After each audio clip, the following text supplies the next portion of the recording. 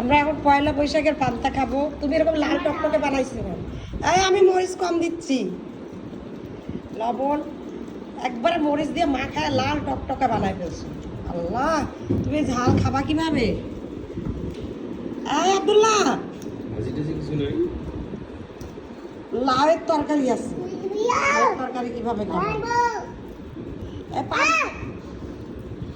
আয়সা আজকে পান্তা খাবে। এই আব্বু, তোমাকে আলাদা দিব বাটিতে, একটা বাটি নিয়ে আসো।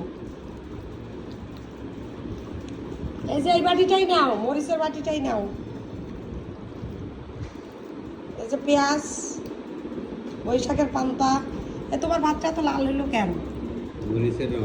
এ আল্লাহ, তুমি খেয়ে হাত ধুবা কিন্তু সাবান দিয়ে। এটা কারেন্ট মরিচ, প্রচুর ঝাল।